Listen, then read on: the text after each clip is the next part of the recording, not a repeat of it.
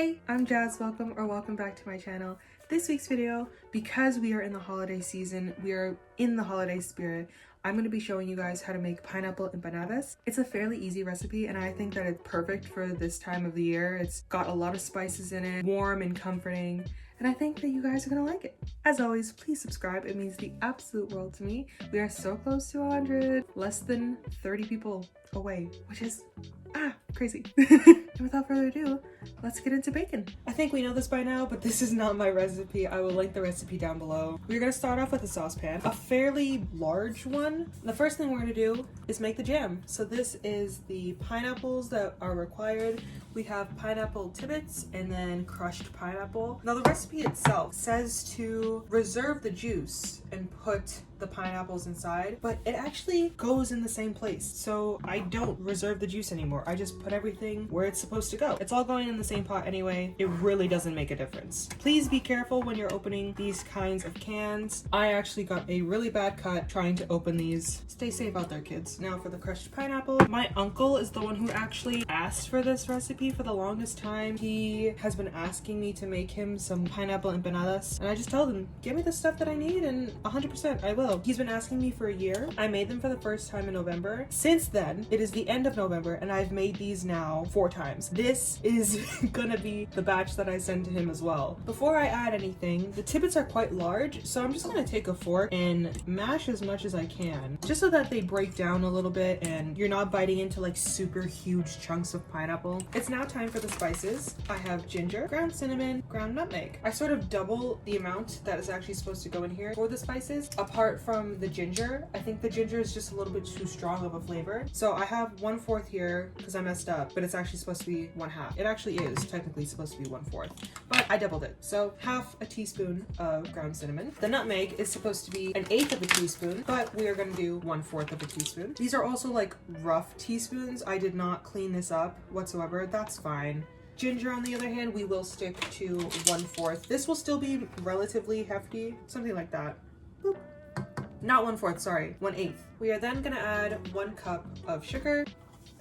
Now I'm just gonna pre-mix this. This smells really good. It kind of smells like an apple pie, but with pineapple, which I guess essentially is what we're making mini pineapple pies. And now we're gonna move over to the stove. We are now on the stove, and I am just cooking this on a medium-high heat, and we just wait for this to boil, and after it boils, we're gonna turn down the heat and simmer it on low for 45 minutes. This is the part that's a little bit more time consuming. It's really just the jam that takes a while because you're making it from scratch. Once this starts to simmer, the smell immediately comes out and it smells so good.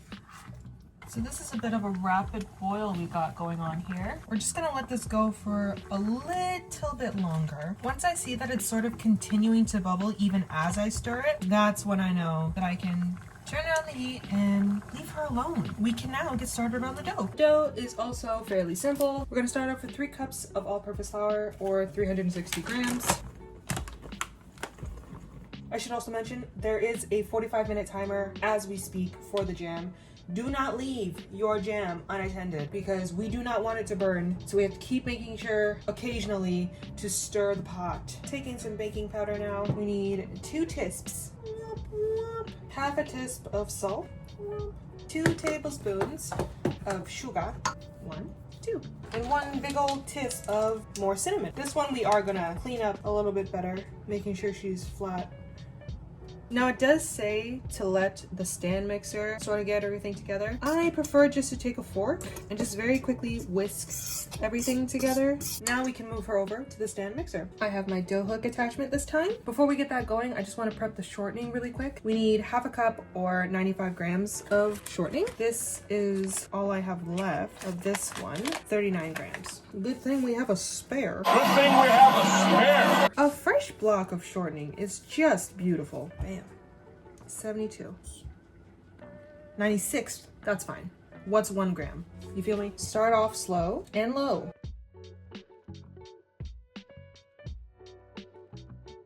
Make sure everything is incorporated. Nice, now it's time for the wet ingredients. Quickly, I have a bowl right here. We need 1/2 cup of milk, or 120 grams. We also need 2 eggs. 2.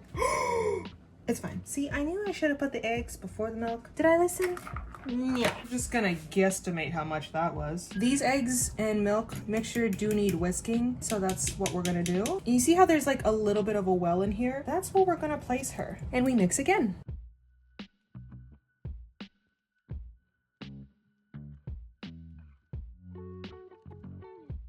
We're still going to continue to knead with our hands. I'm just lightly flouring the surface, scraping off the dough hook.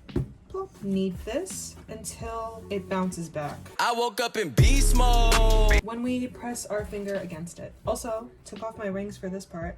I genuinely will never understand the people who bake and like do hands-on baking, things like kneading, and they get dirty. I just don't get it. Also, to any Americans watching, I hope you guys had a wonderful Thanksgiving. I realize that this is probably a little too late for you to do for your Thanksgiving, but hey, Christmas is right around the corner. So what we're kind of looking for is that little spring that comes back. It's very subtle. I'm now just taking some plastic wrap. We're gonna take a knife and cut this in half as best as we possibly can. And we're gonna fold her back up, pause, pinching the bottom so it gets closed. And it's back into a little ball. Wrapping her up. Always remember to wrap up as tightly as we can. These will go in the fridge for 20 minutes. I am gonna go put those in the fridge. They're gonna chill.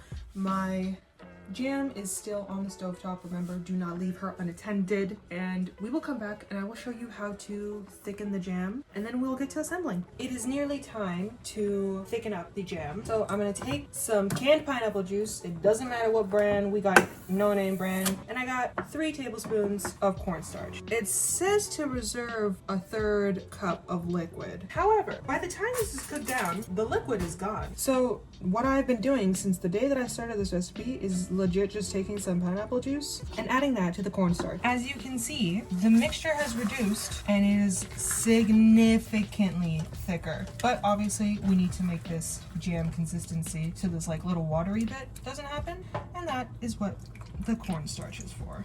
We still keep this on a low heat and this will very quickly start to thicken up. We're basically cooking this a little bit longer, but just to get that like cornstarch taste out and obviously to thicken this up a lot more. That is our jam done. All right, I have my dough out of the fridge. Now you are supposed to be using a floured surface. Can I be bothered right now? No, I cannot. Will I potentially suffer the consequences of having everything stick to everything?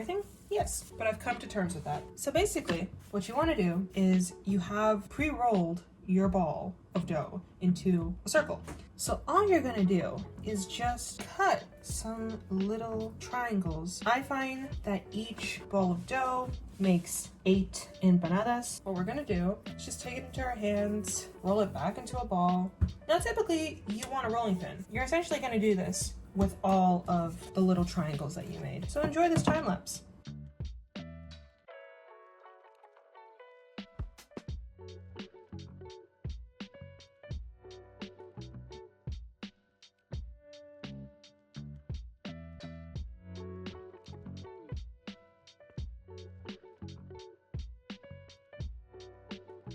So what I did was with some of them, I kind of spread them out a little bit more with my fingers just to make them into a more circular shape so it's easier to fold and there's a lot more surface area to work with. So now it's time to assemble. I'm gonna take about 1.5 tablespoons.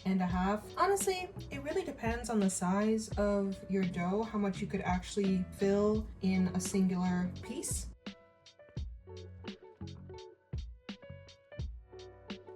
Here I have a mixture of egg wash and golden sugar. You can use brown sugar. The recipe calls for white sugar. I just figured golden sugar would be just a little bit better. And now we're just gonna brush the sides where we're gonna end up connecting the half to.